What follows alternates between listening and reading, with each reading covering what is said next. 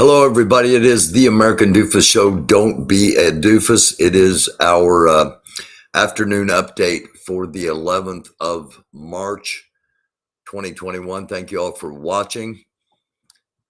Whether you be watching on Facebook, on Twitter, or through YouTube, and we'll be expanding the platform coming soon.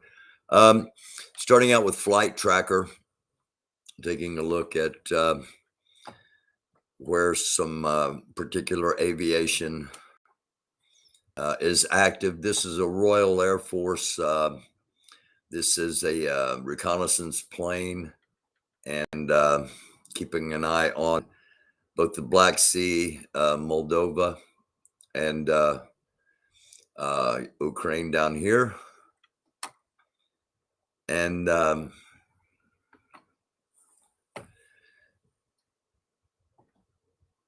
okay, I didn't want that.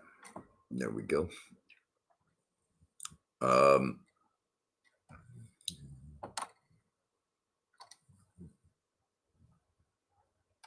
We've got an American tanker stratotanker refueling, probably refueling both AWACS and possibly other aircraft that are in the area, and flying without transponder. And we don't have any drones up, at least with their transponders on at the moment. This is another Royal Air Force. Again, this is one here and right here. So they are really heavily focused on this part of the Romanian coast and this part of the Black Sea. We'll find out why, I'm sure, as things roll along. So once again, thank you all for watching. It is the American Dufus Show. Don't be a doofus. Just getting things started here for our March 11th update.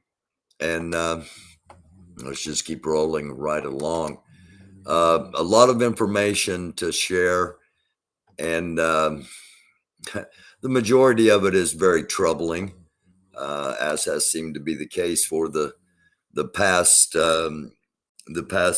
going on just over 2 weeks now. We are in the third week of the Russian reinvasion of Ukraine. I want to start out with this, starting out local, state of Indiana, Jeffersonville, Indiana. Tomorrow they are having a White Lives Matter march. They say it's time to take a stand. It'll begin at 2 p.m. It's going to be in downtown Jeffersonville. Action, not reaction. OPSEC mandatory. And action today, victory tomorrow. Very neo-Nazi, language involved in this that was sent to me to get this information out, that this was going to happen, in case there were those that would like to possibly voice their objections to basically some very fascist appearances to what this may be, when we are indeed witnessing Ukraine fighting fascists in a prelude to World War III. And one other thing I want to remind you, I've had a lot of people email, and those that email, I've already said this too, but in case you have curiosity or concern for Supreme Commander Grandmaster Jay of the NFAC, he will be having a trial by jury coming up in April. It's going to be April the 25th. So a little bit down the road still yet, but I bring that up now because Jeffersonville, Indiana is directly across the Ohio River from Louisville, Kentucky.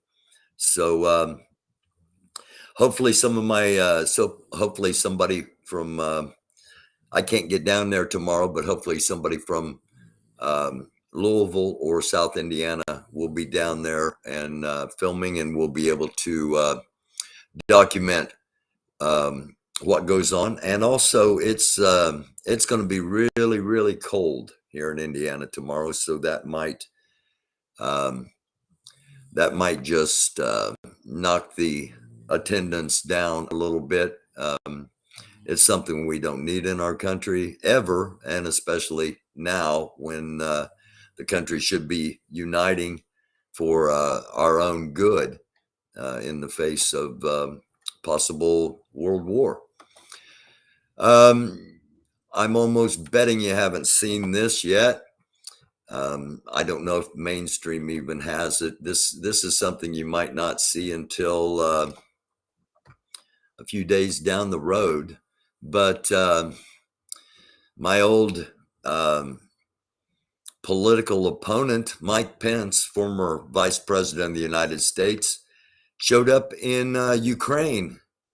Current Vice President Kamala Harris stood side by side with Polish President Andrzej Duda in Warsaw to condemn Russian aggression on Thursday, while former Vice President Mike Pence was 250 miles southeast in the border village of Korzua, meeting and praying with Ukrainian refugees. Mr. Pence, former Vice President Pence, traveled on his own. He crossed over into Ukraine. He was there with his wife, Karen Pence. They were volunteering with Samaritan's Purse, prominent evangelical Christian ministry that provides relief in times of need. He was dressed in olive green jacket. The Pences held hands while fleeing Ukrainians listened to their stories and prayed with them moments before they officially became refugees. Pence did not, however, tell the State Department or give anyone in the Biden administration a heads up before the visit. According to the source, the former vice president had traveled there as a private citizen on a humanitarian mission. I think this is not to be condemned. It'll be politicized, and it'll be, well, he should have told you. But anyway, he's acting as a private citizen. He's supposedly, I'm not going to question his faith when he's in a war zone praying with people. The political motivation, in my opinion, is he's trying to break away from Donald Trump. I've said this since before Trump was elected. Said there's a difference between Trumpians and Republicans, but now it's Trump Putinanians, because they're all lumped together. The Trump people, the Putin people, and the QAnon people. They are, in our country, they're all one. If you support Trump and Russia and China and you believe QAnon, you're a danger to society, and I hope you get help. I hope you watch this program. It just might save your soul. So that's what Mike Pence was doing. He was indeed in Ukraine, and I'm guessing you probably are not going to hear about that. So let's get to what's going on. First of all, I want to go to an interview with the former energy minister of Russia. This is the first person of any kind of government ranking anywhere that I've heard say what I've been saying since the start, that Ukraine is a stage, Ukraine is a platform, Ukraine is not the end objective, that Putin has always had something bigger in mind. And this is probably about as close as you're going to get to hearing anybody Anybody else say that? That will double down on the economic effects for Putin from Western sanctions. Already before the US and Canada had announced Russian oil and gas embargo, there has been voluntary restrictions imposed by traders, refiners, shippers all over the world.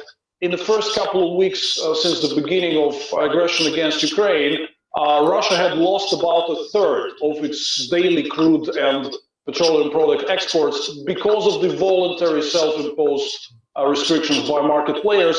Now this is even going to increase further. So Putin's going to lose a lot of cash because of all these different restrictive measures. That will definitely not help him to weather through these extremely challenging times. You note, and many others have as well, that the West's response has been severe and unified. I wonder, though, if your sense is that they didn't think he would do what he's done. Well, there has been some reports, intelligence assessments that Putin's full-scale aggression against Ukraine is possible. And, you know, the swiftness with which the Western sanctions were introduced, the incredible coordination in all these measures, tells us that the Western governments were like more or less prepared for this scenario. They were not caught absolutely unprepared for this. But generally, I think the predominant mood would still that Putin would refrain from this most extreme scenarios, which means that with all these negative predictions materializing, we can unfortunately expect more bad stuff from him, which requires applying even more pressure, doubling down on pressure to contain his potential malign actions in the future. What does more pressure look like? And when you say expect more from him, do you mean going beyond the borders of Ukraine? Yes, and I really expect a direct military confrontation between Putin and NATO countries. I think we should not treat this emotionally, but we should calmly prepare for that sort of possibility, which to me looks like a prevailing certainty at the moment, over 50% chance. Why do you have that sense that it's over 50% chance? Because I just want to emphasize that for a second. You know, we're a NATO country. There's been this delineation offered by many politicians. We're not going to do a no-fly zone because it's not a NATO country that has been attacked yet. Why, if you can, you have that sense that Putin will go that far? Because in the mind of Putin's elite, this is not just a propaganda cliche that they are translating. They do not really believe that there's an independent government in Ukraine. They believe that Ukraine is a West's client state. So essentially, they already believe that they're at war with the West. They're absolutely angered with Western response to Russian aggression. They really want to punish Western countries. So I'm currently speaking to you from Vilnius, Lithuania. I very seriously assess, for instance, the possibility that Putin will attack one way or another the Baltic countries, either through acts of sabotage or directly. There's also an increased great possibility of an accident, because Putin's planes, missiles are flying in very close proximity to NATO borders. So that type of accidents might lead to escalation. There are plenty of options, but the bottom line is that Putin's ruling elite views this war as actually the war with the West and Ukraine as Western proxy, which means that one way or another, it's very reasonable to expect that they will step over and move further in retaliation to all these serious restrictive measures that the West has been taking against Putin's regime recently. And just before I let you go, Mr. Milov, when you say for Western countries not to be, I think you used the word emotional, but kind of prepare for it, what does that mean? That means the scenario should be on the table. None of the containment options, none of the confrontation scenarios should be excluded.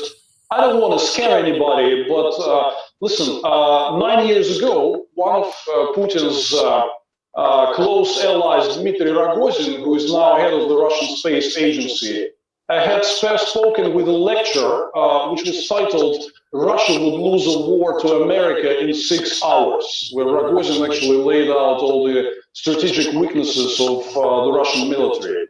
So I think Putin wants to scare the West, to intimidate the West, to create him advantage on this global geopolitical battlefield.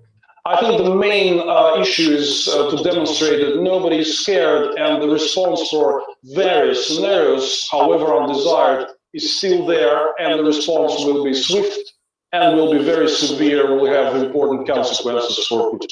Mr. Milov, thank you very much for your insights. Pleasure to have you with us. Okay. I hope he and I are both doofuses and it doesn't come to that, but it's something that we have to at least have in our minds. This article from July 2018 talks about how in the months leading up to the soccer World Cup in Russia, how at that time, again, that was 4 years ago, talking about despite Russia's many crimes against humanity, the games have been well attended. Concerns about whitewashing have been proven founded. Many glowing reports have been written about the host country. Media images of fans merrily celebrating Russian goals have replaced images of citizens cheering the unlawful occupation of parts of Ukraine, and chants of Rosia at games have replaced chants of Krim Nash, Crimea is ours. Russia's multitude of crimes at home and abroad seem like unreality in the rosy glow of this sporting event. The games camouflaged many ugly truths about Russia, including its chauvinism and imperialism, and until July 8th, when the match drops in a most unexpected fashion. After defeating Russia for a place in the semifinals, Croatian coach, assistant Oglen Vuguchev, said he dedicated Croatia's victory to Ukraine, shouting, Slava Ukrainia, glory to Ukraine. It's the Ukraine equivalent of Vive la France, and it created a massive uproar in Russia. So while those of us in America may think, you know, this is crazy, it is, but there is deep hostility going back even before 2014, when the illegal invasion and occupations began, when Ukraine country was taken. So this is not something new. This is something that the groundwork has been being laid for quite some time. Let's get to the quick stories here. Russia holds a beauty contest for female soldiers during the Ukraine war. The U.S. Department of Justice extends monitors of Deutsche Bank for late reporting of DWS allegations. Why is that important? Keep Deutsche Bank in mind. Putin seems to be truly unhappy with the FSB. Last night we talked about the FSB. Basically, they are the KGB of old. He attacked the 5 service foreign intelligence branches. Sergei Bezda, head of that service, and his deputy Bolikin, who's the head of operations in Ukraine. Both of them have been placed under house arrest, according to somebody this guy has some pretty good inside sources. A Maryland State Police communications official has confirmed that a driver flipping a trucker off is not an emergency. Now, while you may laugh and think that's funny, the leader of the convoy asked his people to flood 911, 911, emergency broadcasting. Flood it, because they were getting flipped the finger by people as they circle the beltway. This is getting old. Come on, truckers, you're better than this. What if somebody in your convoy has a heart attack and you assholes are going, they're flipping me the bird. 911, what's the emergency? Oh, they're flipping me the bird on the... Really? Do you understand how this makes you look? Come on, man. Get this. you're going to be going, you're circling a drain. This is not good optics. This is so incredibly selfish. Disregard for any emergencies going on. You think it's a joke. You're going to get on 911. You're going to call 911. I'm sorry that some things just are so ass-hattery that it just kind of sets me off. I apologize. Back to the news. Facebook and Instagram will not tolerate Russophobia and any discrimination against Russia, Meta said. This was 2 hours ago after, yes, Facebook said basically the people in countries surrounding Russia could say about anything they wanted. This is one of those things that you've heard the term necessity is the mother of invention. Well, there are a lot of drones, a lot of smaller drones in Ukraine, and the translation of this is basically they have come up with a mechanism that they can drop Molotov cocktails from drones. Once they figure out how to get them lit, watch out for some incredible guerrilla warfare. In Lutsk, information about 4 dead and 6 wounded as a result of strikes on the local airfield has been confirmed. It's the west of Ukraine. It's the west. I was telling you this last night. Watch for Russia to start escalating things in the west, to begin to try to cut supplies off from friendly countries to the west, and also to cut off evacuation routes potentially. The reason this is important. This was an airfield that was bombed. It's an abandoned airfield. It's a Soviet era airfield, and it hasn't been used since like 1990. But it's 70 miles from the Polish border, and also there is the only factory. It's called Motor, MOTOR. The only factory in Ukraine that repairs and rebuilds the jet engines for the MiGs are located there. So I've got information from the ground that was the target. It wasn't the airfield. It was that factory, and the factory was hit. We don't have confirmation as of the airing of this episode if that is true or not. The third general has been killed in 15 days. Ukrainian troops have killed Russian Major General Andriy Koleskyov. He was the commander of the Eastern Division of Ukraine Ukraine advance.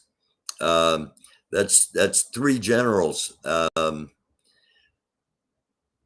My intelligence says there are 20 generals. There were 20 generals deployed with the Russian army into.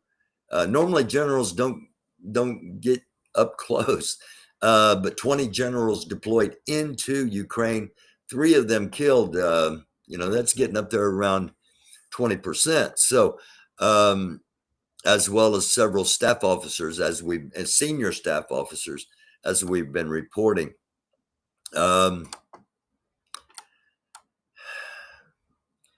Okay, this is our tractor pulling a tank. It's not a tank, obviously, but for the purpose of this particular segment of the show that keeps reoccurring, we refer to all of them as tanks. Now, if the tractor looks familiar, it is. That's because this is the second vehicle this farmer has got, and okay. Earlier, stealing an abandoned Russian 9K-33 OSA SAM launcher, surface-to-air missile launcher. One farmer is now snatched an abandoned 9T217 translator for the rocket launcher. So that means this farmer now has 24 additional missiles and a crane to reload his rocket launcher. Crazy, but that's what's going on. Okay, China has now urged more cooperation with the U.S. and stresses on properly managing differences. Again, China's kind of straddling the fence in all of this. United States President Biden has stated that the U.S. will defend every NATO member country from Russian aggression, even if they act independently to assist Ukraine, and even if that risks starting a world war in Europe. I've got the Biden speech coming up here in just a couple of seconds. Is this going to be the green light, so to speak?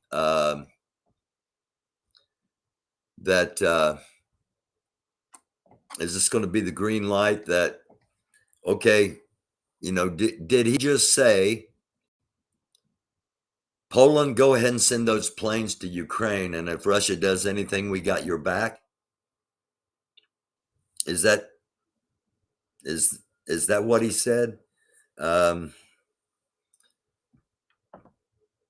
Here are his own words. We're going to continue to stand together with our allies in Europe and send an unmistakable message that we will defend every inch of NATO territory, every single inch, with a united, galvanized NATO. One move. That's why I moved over 12,000 American forces along the borders with Russia, Latvia, Estonia, Lithuania, Romania, etc. Because they move once. Granted, if we respond, it is World War III, but we have a sacred obligation on NATO territory, a sacred obligation, Article 5. And we will not, although we will not fight the Third World War in Ukraine. Okay. This is at that red line that I've talked about a lot. I didn't think there would be a red line unless United States country, sovereign soil was attacked. Is that a red line? Is he saying, Obama said to Putin in Syria, you use chemical weapons, you're crossing the red line and you'll feel our consequences. Is this what Biden is saying? As long as the war's in Ukraine, it's okay. But if you attack a NATO country, even one NATO country, it's on like Donkey Kong. Remember what the Canadian Broadcasting Company interview we did earlier with the former Russian Minister of Energy saying that, Putin wants a war with the West. I've been saying it since before this all started. Is this the red line? Is this the line of demarcation that ye shall come to this line, but ye shall not go any farther? Here's what Biden said earlier today for those that missed it.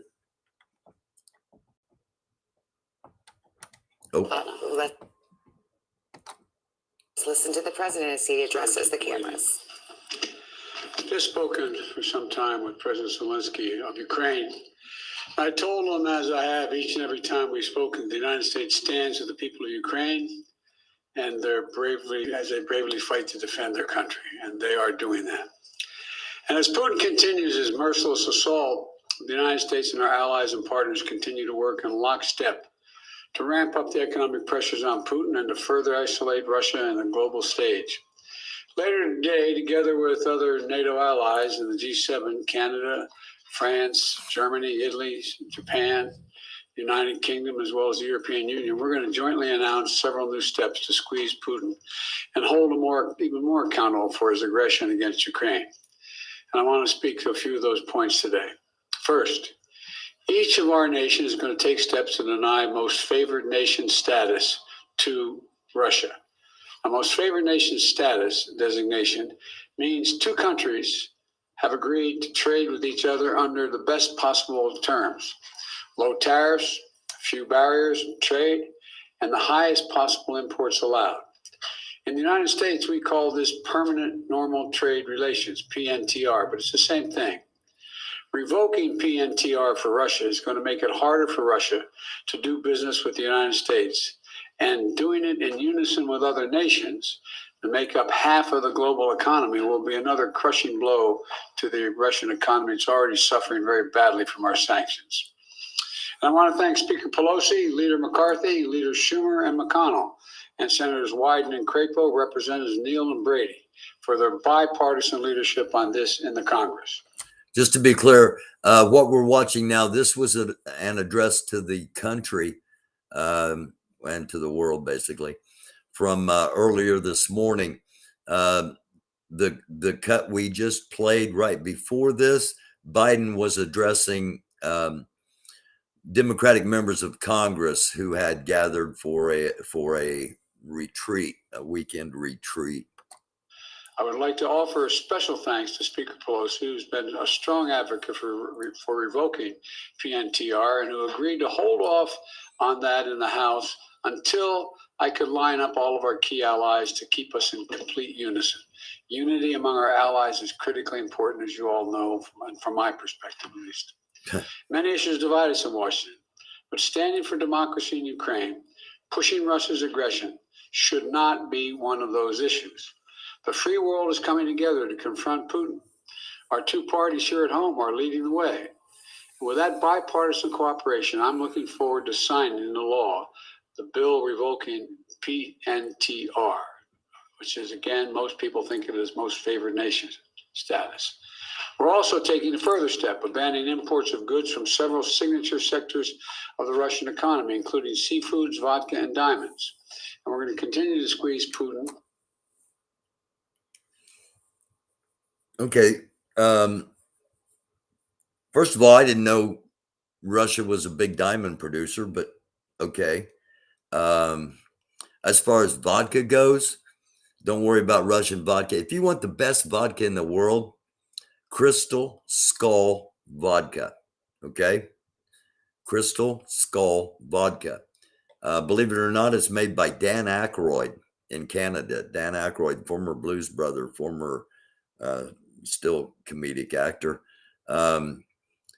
It's the smoothest vodka in the world, Crystal Skull vodka. And it comes in a crystal skull, or at least it did 6 years ago, the last time I drank it. Diamonds, vodka, caviar. I haven't eaten caviar in, well, since the one and only time I ate caviar. I eat for taste, not for hoity-toityness. If it doesn't taste good, yeah, I'm sorry. Hey, but diamonds, caviar, vodka, luxury apartments, yachts. The focus is and always will be on the people with money. And most of the people with money stepped on a bunch of other people to get to where they're at in that lofty level. If you're watching this and you're a millionaire and you think you got a bunch of money, you ain't got squat. You ain't got squat. All they got to do is unplug the economy and your $1 million or a million pieces of toilet paper. Just saying. Let's see what he says. I'm just, too often, we cannot advance humanity as a whole because the few exert control over the many by utilizing lies and division. And we are in the utmost depths of that place right now. The G7 will seek to deny Russia the ability to borrow from leading multinational institutions, such as the International Monetary Fund and the World Bank. Putin is an aggressor. He is the aggressor, and Putin must pay the price. He cannot pursue a war that threatens the very foundations, which he's doing, the very foundations of international peace and stability, and then ask for financial help from the international community. The G7 is also stepping up pressure on corrupt Russian billionaires. We're adding new names to the list of oligarchs and their families that we're targeting. And we're increasing coordination among the G7 countries to target and capture their ill-begotten gains. They support Putin. They steal from the Russian people, and they seek to hide their money in our countries. They're part of that kleptocracy that exists in Moscow, and they must share in the pain of these sanctions. And while we're going after these their super yachts and their vacation homes and worth hundreds of millions of dollars, we're also We haven't gone after any of it. Just to be clear, the United States hasn't gone after. Just to be clear, but you see the mindset. The mindset is we're hitting these rich people. We're serious. We're hitting the rich people. Come on, those of us that let's just think about these things, okay? We're going to make it harder for them to buy high-end products manufactured in our country. We're banning the export of luxury goods to Russia. They're also the latest steps we're taking, but they're not the last steps we're going to take. And as I said, at the beginning of all these steps, we're going to hit Putin harder because the United States and our closest allies and partners are acting in unison. The totality of our sanctions and export controls is crushing the Russian economy. The ruble has lost more than half its value. They tell me it takes about 200 rubles equal $1 these days. Moscow Stock Exchange has been closed for 2 weeks because they know the moment it opens, it will probably collapse. Credit rating agencies has downgraded Russia's government to junk status, its economy to junk status. The list of businesses, international corporations leaving Russia is growing by the day. We're also continuing to close corporations with allies and partners to make sure that the close cooperation we continue to have, the Ukrainian people are able to defend their own nation. The United States has sent more than $1 billion in security assistance to Ukraine over the last year, including anti-armor and anti-air capabilities, taking out tanks and planes and helicopters, with new shipments arriving every day. We, the United States, are also facilitating significant shipments of security assistance from our allies and partners to Ukraine. And the humanitarian front, we're working closely with the UN and humanitarian organizations to support the people of Ukraine who have been displaced by the violence in Ukraine. We're providing tens of thousands of tons of human supplies, humanitarian supplies, food, water, medicines, coming via truck and train every single day. Yesterday in Poland, Vice President Harris announced an additional $53 million in additional humanitarian support to Ukraine. That brings the total humanitarian assistance to $107 million in just 2 weeks. We've joined this effort with more than 30 other countries. We're providing hundreds of millions more. And last night, to their great credit, the Congress passed a bipartisan spending bill that included an additional $13.6 billion in new assistance to the Ukrainian people. And I look forward to signing that immediately. And I also want to be clear, though. We will make sure Ukraine has weapons to defend against an invading Russian force. We will send money and food and aid to save the Ukrainian people. And I will welcome Ukrainian refugees. We should welcome them here with open arms if they need access. And we're going to provide more support for Ukraine. We're going to continue to stand together with our allies in Europe and send unmistakable message. We'll defend every single inch of NATO territory with the full might of the united and galvanized NATO. We will not fight a war against Russia in Ukraine. Direct confrontation between NATO and Russia is World War III, something we must strive to prevent. But we already know Putin's war against Ukraine will never be a victory. He hoped to dominate Ukraine without a fight. He failed. He hoped to fracture European resolve. He failed. He hoped to weaken the transatlantic alliance. He failed. He hoped to split apart American democracies in terms of our positions. He failed.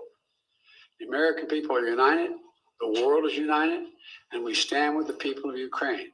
We will not let autocrats and would-be emperors dictate the direction of the world. Democracies are rising to meet this moment, rallying the world to the side of peace and the side of security. We're showing our strength, and we will not falter.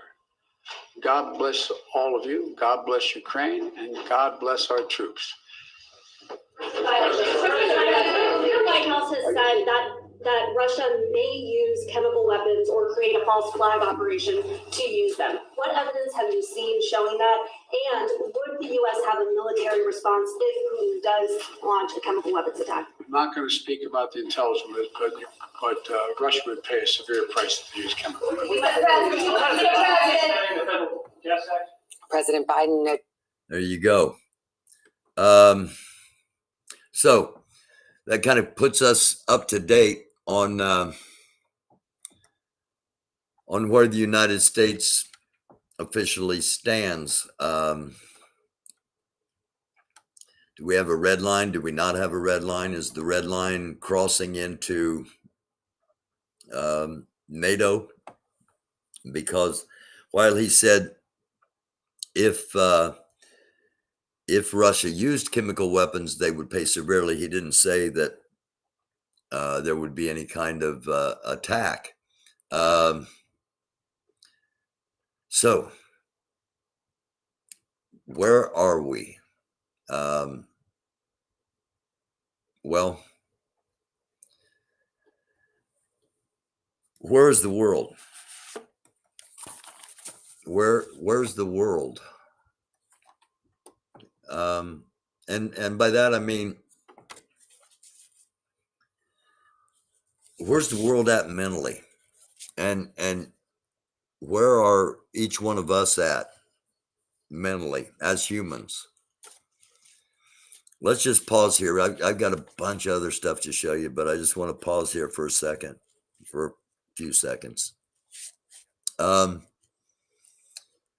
We, as a nation and as a world, we've been through, in the past 2 years, we've been through incredibly stressful situations. We've been through social unrest. We've been through a lockdown, a pandemic. January 6th, attempted coup, and now we're a prelude to World War III. It's been a kind of past couple of years. I personally, I've lost friends, I've lost loved ones.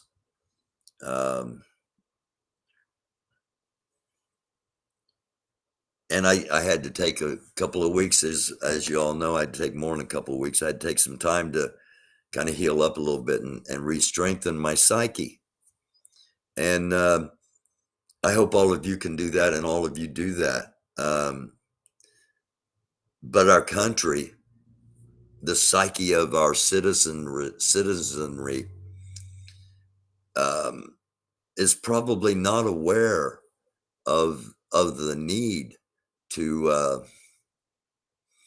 try to heal a little bit, to try to recenter, to try to strengthen for what comes next. It's been said that the better you feel about yourself, the easier it is to accept and attempt to understand other people. And with everything we've gone through as a society, our psyche, collective psyche, is far from healed and far from being in a position to accept other things. You know, our country, the psyche of our country and our citizenry is becoming one of me, and that's the only thing that matters. And just something to think about, because the more centered and balanced and the better you feel about yourself, the easier it is to relate to other people, and the easier it is to accept other people, and the easier it is to be humankind. My word for 2022, human and kind. We need to be both more humane and more kind. And we're in a time that one small mistake can set off a series of dominoes. And I care about all of you. I care about all of you watching this, whether I know you or not, whether we text all the time or whether we've never had direct communication. I care about all of you. So just be aware that because as you saw, a story can make me just, because it's just so much asshattery that we have to try to deal with. And we always need to be aware that, there are times we need to just kind of take a step back. And with that said, let's continue on.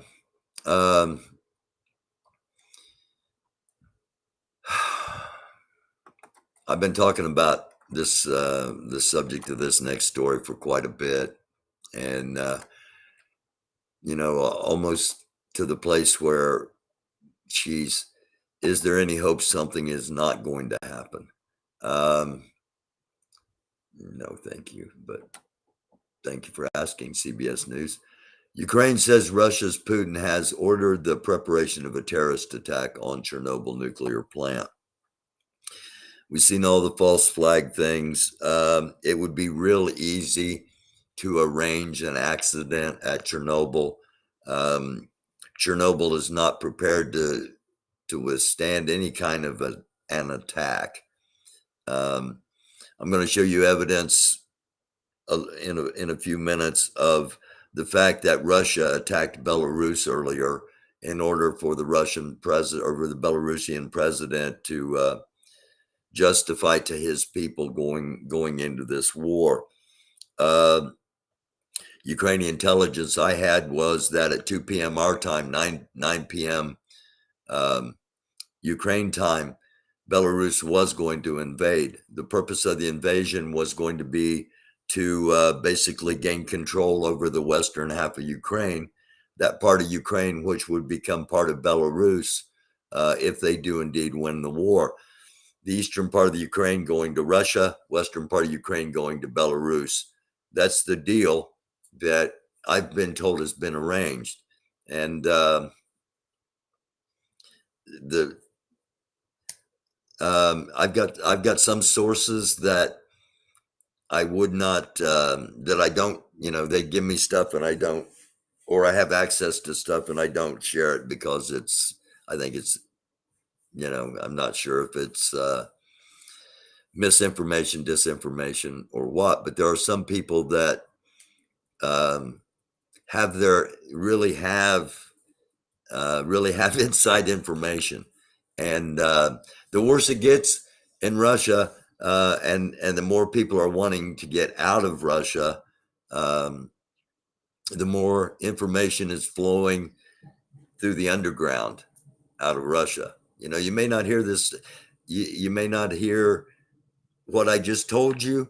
You may not hear anybody on mainstream media or anywhere else say that, because it comes from word of mouth. It comes from crowdsourced independent news, which is what we do. And I'm sorry, but a bunch of it plays out, or y'all wouldn't be still watching this. Because some of the stories do pop up on mainstream media, which just means I'm picking the right stories. But this is concerning. As I said, we've got evidence that 2 Russian jets took off flew into Ukraine airspace, then did a U-turn and flew back into Belarus and attacked a city near Belarus.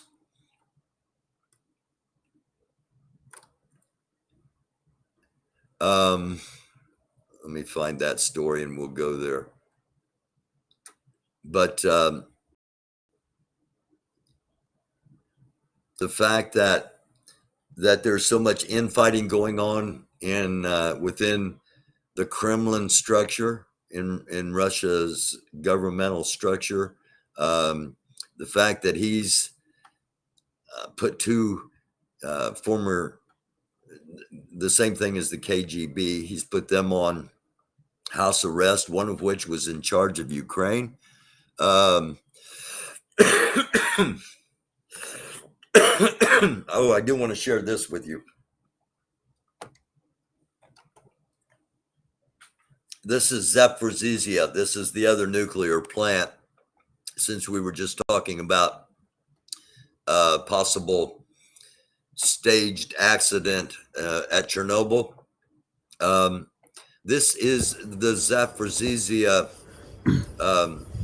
plant, and someone is literally risking their lives filming the fact that the Russian military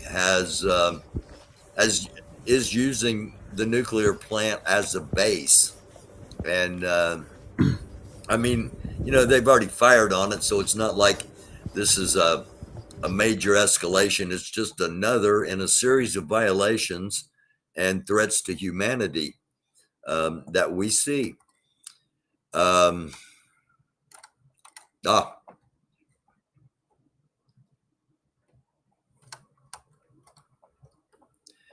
We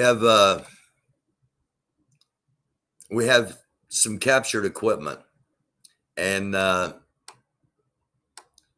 gas mask to helmets. It doesn't seem like they have upgraded their equipment since the 1950s. And those of you that are military experts, you can probably see this and agree with this. The gas canisters, the canisters they have for their gas masks, actually contain asbestos. And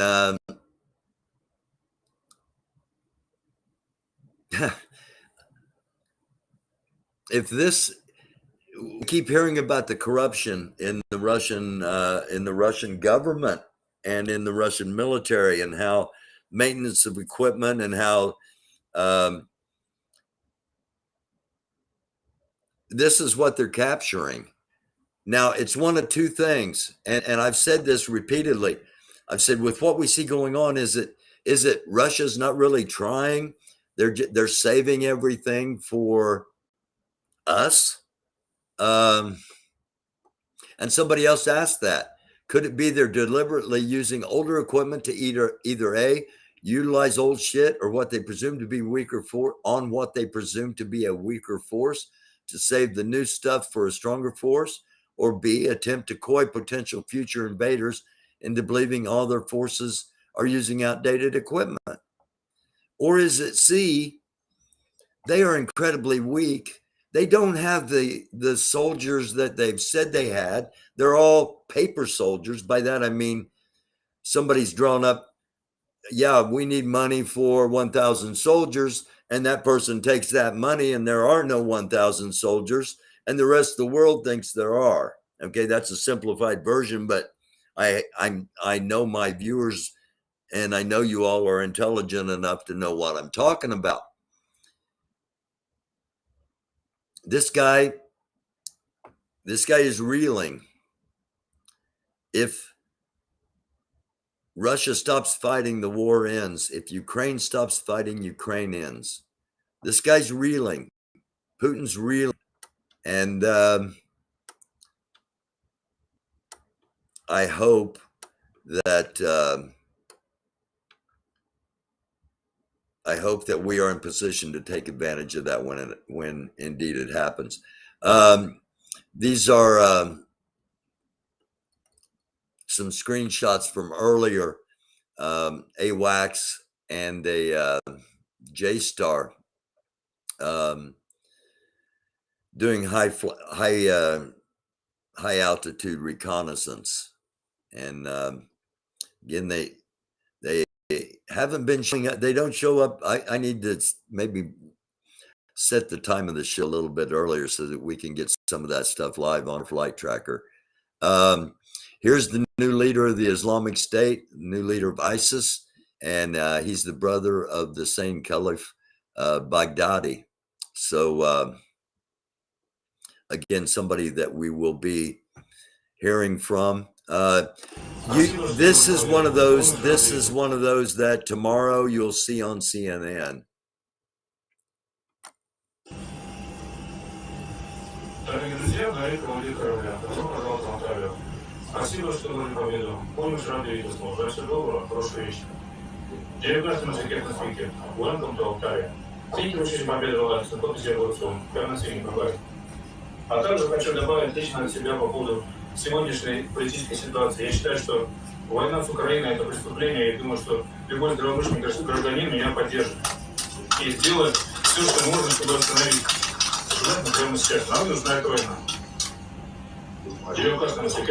Okay. For those of you that speak Russian or Ukrainian, very similar languages, you know what he said. For the rest, captain of an aircraft of the Russian airline Pobeda, and he just announced and took his own life into his hands. Just told the passengers on the flight that there was a war. Russia had invaded Ukraine, and he's against the war, and the war is a war crime. So I talked a little bit about the fact that so many Russian commercial airliners were coming over broadcast airwaves and complaining of malfunctions. One even said they had been hijacked, and it could have been some kind of code from pilot to pilot to pilot that, hey, you know, we need to do something. I don't find out. Again, this is Ukrainians have modified drones to drop Molotov cocktails. I saved this story before I had found the one that actually shown them doing it. And this is a convoy. These are Russian soldiers digging graves, and their guard dog. And these are Russian surface to air missile deployers, like we've seen the Ukrainian farmers towing with their John Deere tractors. They are fleeing rapidly down the road, and I'm just giving you some context to what we're watching here, because there's a drone behind them, and here, let me.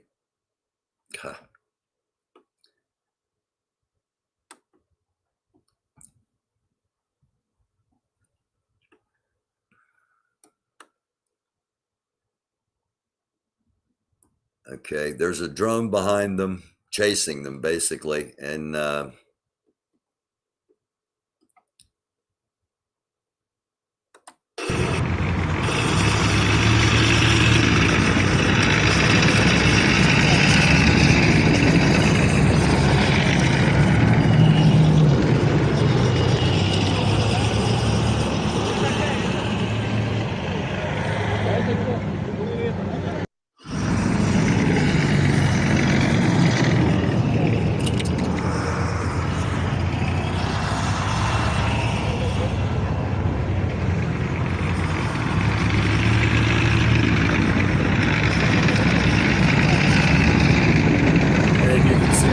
right there in the front have been digging, and the bodies buried along the side of the road.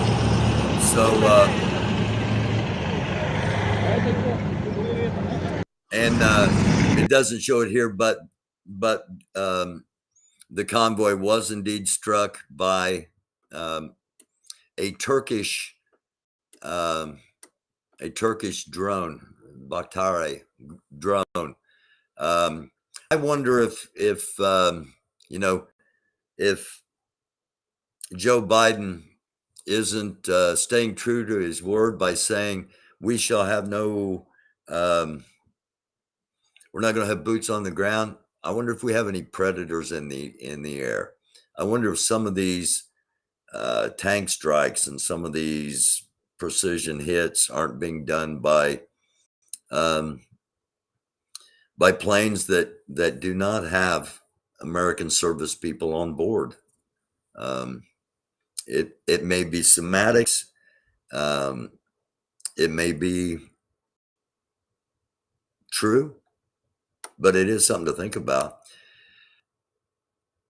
I ran for Congress, as some of you know. I spent a whole lot of time studying a whole bunch of things before that I knew were going to be important before I ever went out and spoke in public. And not just because, well, I'm not even going to say anything other than you take a listen to this and you decide for yourself. This is a congresswoman from Florida. And do you support a no-fly zone in Ukraine? I support everything that has to do with punishing Vladimir Putin and helping the Ukrainians. Wouldn't that mean direct conventional warfare with Russia? I don't know what it will mean, but you know freedom is not free. So you don't know what a no-fly zone will mean. If you have to shoot down Russian planes, I mean. Of course! So conventional war with Russia. Listen, thank you. Hi. And do you support a no-fly zone in Ukraine? I support everything that has to do with. I'm guessing she might have come out of a 3-martini lunch. I'm just speculating. I don't know that for a fact, but this might not be her best bit of social media video for upcoming campaigns. This is simply a drive through Kyiv as they prepare for potential invasion.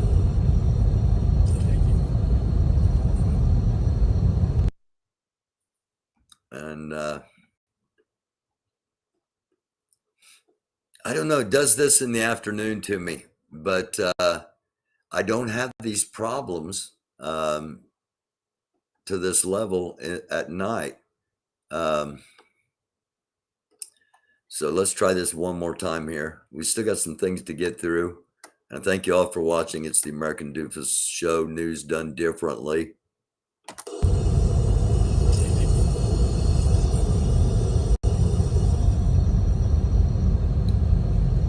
You see the trucks are parked, so any vehicles are going to have to make an S there, and that's going to be a place of potential ambush, anti-tank blockers.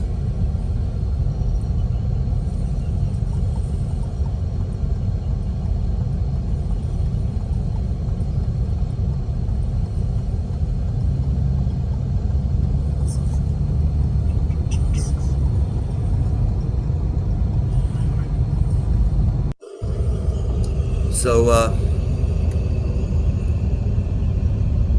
again, just giving you things that you're not going to see on a regular basis anywhere else.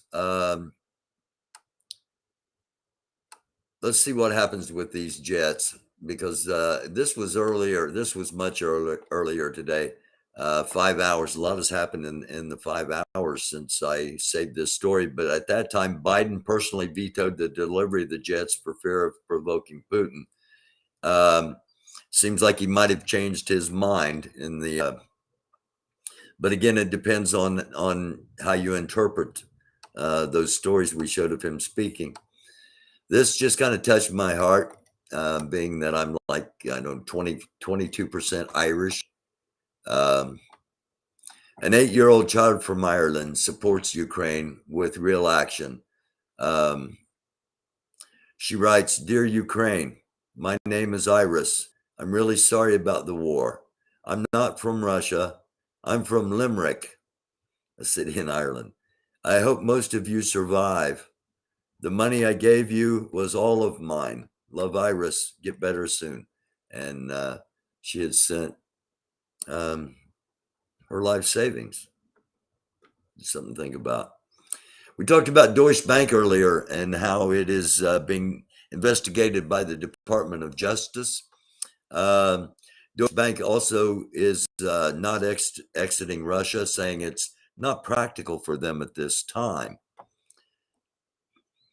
I got one more thing about Deutsche Bank. Oh, here it is right now. Justin Kennedy signed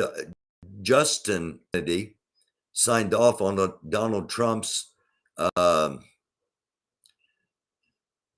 billion loan at Deutsche Bank when no bank wanted to give him any money.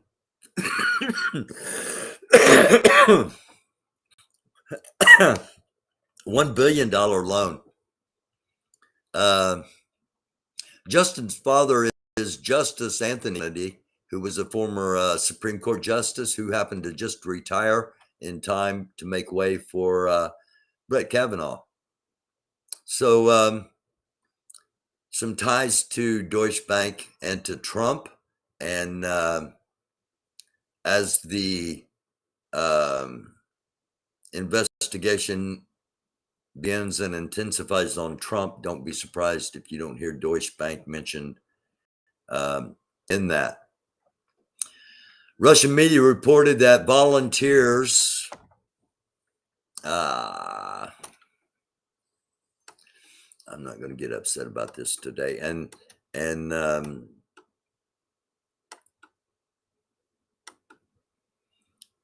I hope you don't either. Volunteers from the Central African Republic. I just can't get over some of this. Some of this stuff is amazing to me that they're sending some of their soldiers up there with equipment from the 1950s. I mean, it's, you know, if you watch the TV show MASH, it's the same stuff you saw in that show. Central African Republic, Russian media reported that volunteers from the Central African Republic are ready to fight against Ukraine.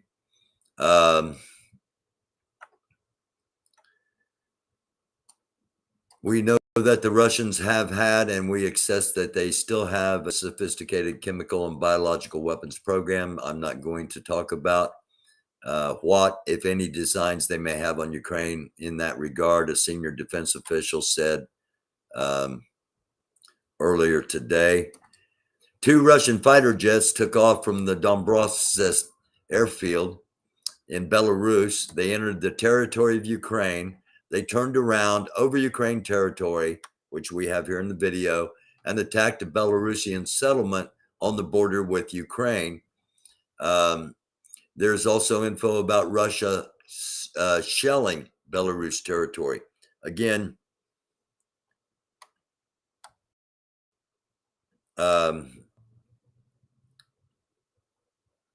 you can see the jets make the U-turn and head back to the north.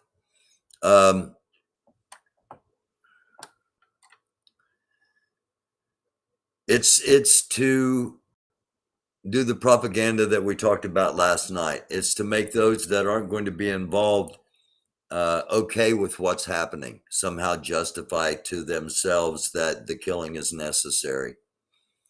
A spokesperson for China's foreign ministry said Russia has uncovered the secret of the U.S. labs in Ukraine. Again, China staying on the fence. China going back and forth, seemingly wanting better relations with the United States, as we showed earlier in the episode, and now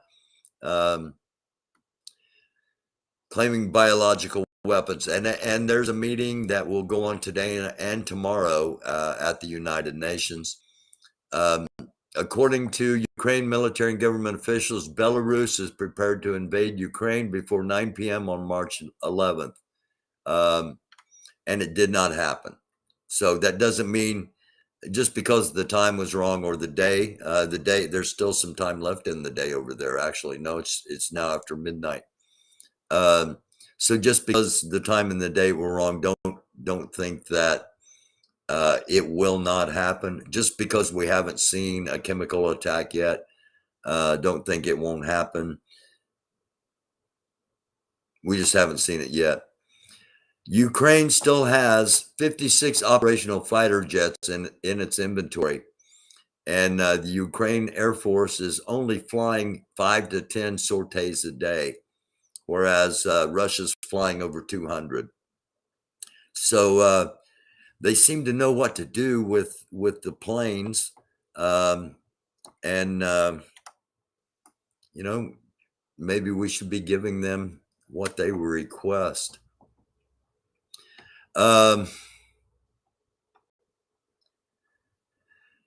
Radical Ukrainian groups under the control of U.S. Special Services representatives have prepared several potential scenarios of using toxic chemicals to carry out provocations. This comes from Russia, the Russian government organization. Okay. Russia's Wagner private military company has been on a hiring spree since late February, recruiting virtually anybody who is ready to fight in Ukraine and dropping their normal criteria. Wagner, didn't they get in trouble with U.S. forces in Syria and received a serious ass whipping that's been covered up? Actually, it had been covered up, but we talked about it on here. It was called the Battle of Castle, and basically 40 U.S. Special Forces were on a base that came under attack by Syrian, and Wagner paid fighters, and United States Special Forces didn't even suffer an injury, and the majority of the other side were wiped out either by the Special Forces or while retreating by U.S. aircraft. It wasn't ever talked about because it could have been construed as U.S. and Russian forces fighting each other. But it's out there if you look and dig deep enough. Battle of Castle, C-A-S-T-L-E. Russian President Putin seeks volunteers to fight in Ukraine. Russian President says those who want to volunteer to fight alongside Russia should be allowed to. Russian Defense Ministry TV's channel just shared footage of some Syrian combats ready to volunteer in Ukraine. Putin moments earlier had endorsed such deployments as we showed you. So, and there are reports up to 16,000 of these Syrian troops, and again, you see the new swastika, the Z. This is the man that the West says is going to conduct a coup on Putin.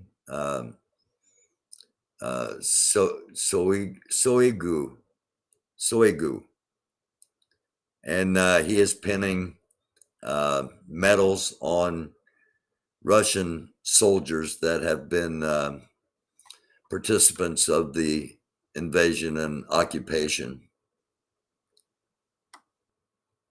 The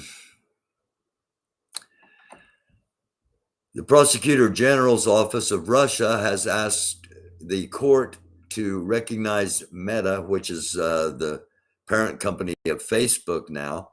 Facebook is now an extremist organization as far as Russia is concerned. And we reported earlier that Facebook said you couldn't say bad things about Russia. So, this is one of those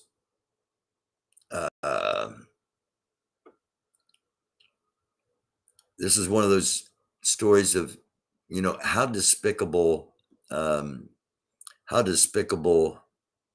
are we going to get? Really, just like, how despicable are we going to get? Well, I keep buzzing by that sign, that one.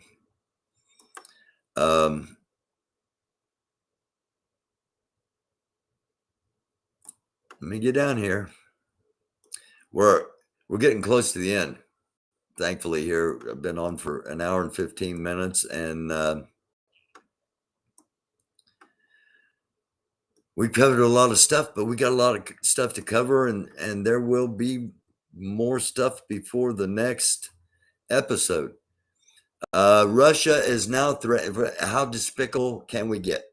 Russia is now threatening to leave U.S. astronaut Mark Vandelhe behind on the International Space Station.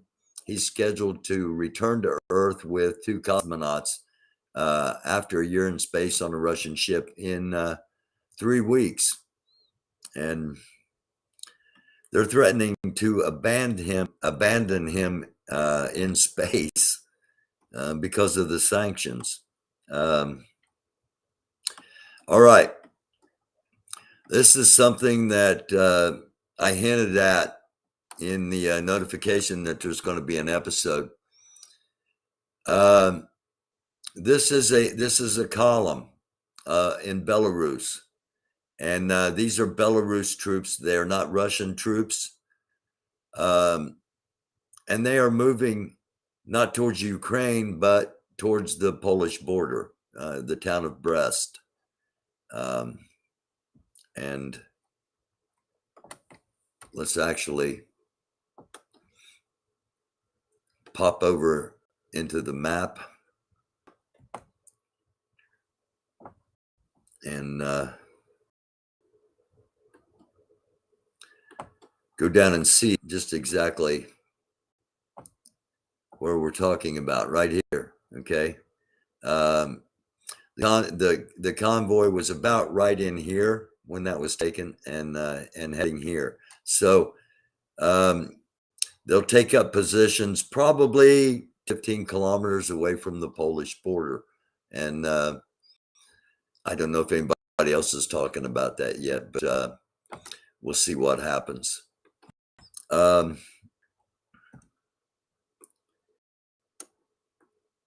Again, something we're going to keep talking about. If Russia stops fighting, there'll be no war. Ukraine stops fighting, there will be no more Ukraine.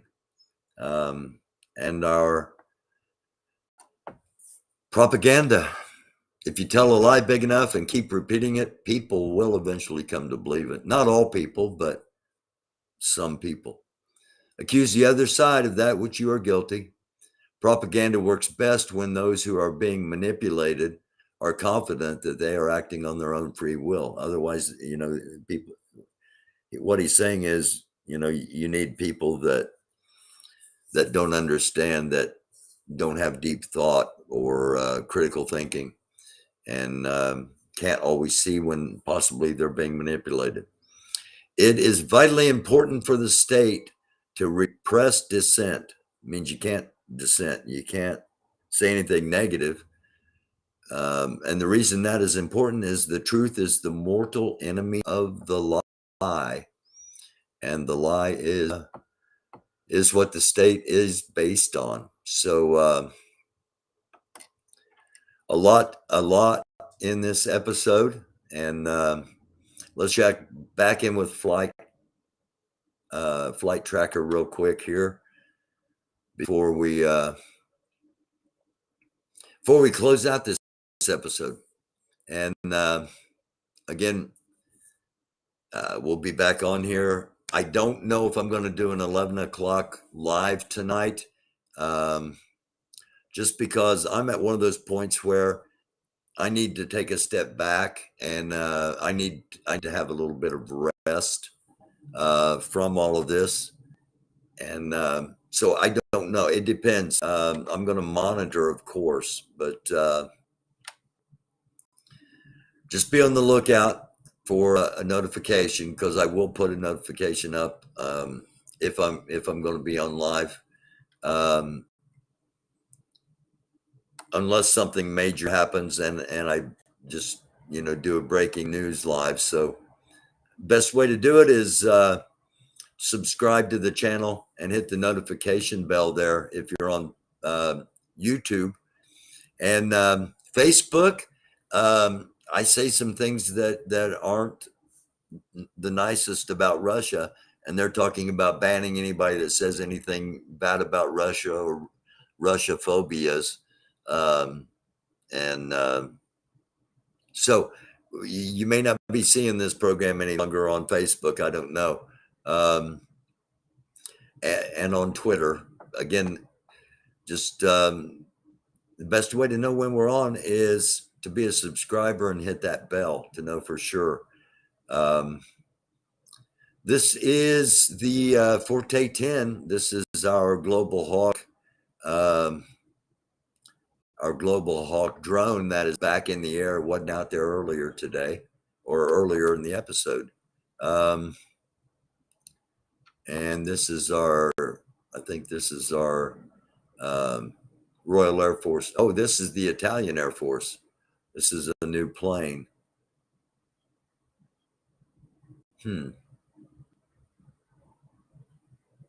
I imagine this is an Italian recon plane, an Italian reconnaissance plane, information gathering plane, because it seems that it has just turned around and is now heading this way as opposed to that way. So I'm guessing it's going to be looping around here, and we'll find that out later on tonight. So let's go back to the first two stories here and remind you that Mike Pence was in Ukraine yesterday. So look for that to be reported, and it'll be interesting to see how Fox handles this. And finally, circling all the way back, sadly, we have to report that there's going to be a white supremacist, a white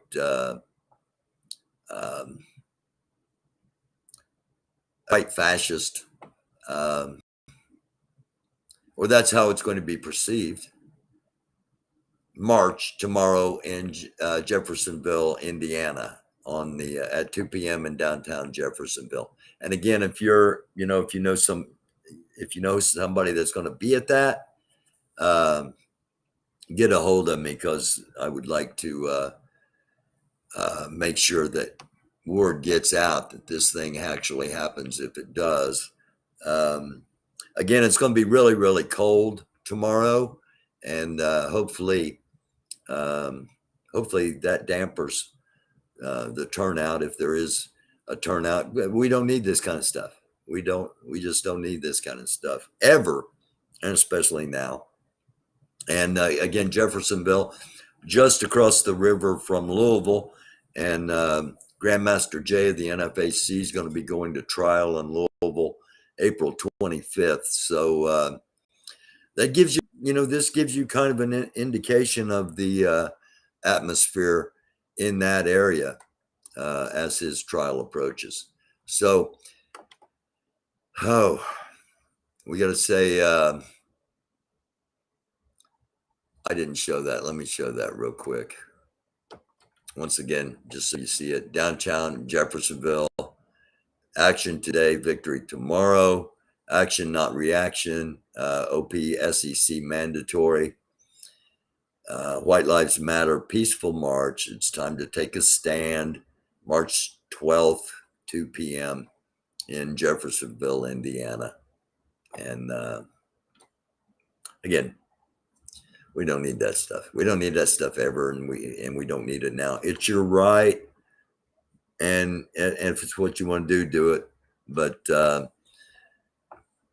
it just tells us who you are. That's all it does. It just tells us who you are. I love y'all. Thank y'all for watching. It's the American Dufus Show. Do not be a doofus. It's a dark world. Do try to be a light. It's news done differently, and I try to get it done in an hour, and I end up, most of them are taking an hour and a half. I don't know. Maybe I ought to do like 4 episodes a day. Do like 4 1.5 hour updates through the day, just to keep it more concise. And I don't know. We'll talk about it. That's the advantage of being an independent, crowdsourced news site, is that you can adjust based upon based upon how things need to be adjusted. And we are in an incredibly unique time. So hit the subscribe, hit the like, hit the share. Thank you all for watching. If you want to help support the show, you can do so through the Cash App at $ American Dufus, all one word, AMERICANDUFUS at Cash App, or you can contact me. You can buy one of the novels that I have for sale. All three available on Amazon, and I do need and appreciate a little bit of help. So if you like what we're doing, please consider keeping us going. And if you're somebody that you got plenty of money, consider helping out with something in Ukraine. Make sure it's a credible site. Make sure you're not getting scammed or conned, and but just give it some thought if you would, because there's going to be while we are sending a lot of money for bombs and flak jackets and helmets and missile systems, etc. A lot of orphans, a lot of orphan pets, and a lot of orphan people, and there's going to be a lot of need. So I pray for everybody. I pray for all you watching. I pray for the world. I pray for the people of Ukraine. And it is a very dark world, and it's getting darker. And do try to be a light. It's the American Dufus, so don't be a doofus. We'll be back on very soon. I love you. Peace. Shalom. Salam. Namaste. Blessings in the name of Jesus. If you're a fellow Christian, if you're not, it's cool. We're all human beings. We all have that in common. Let's remember that. It's the American Dufus Show.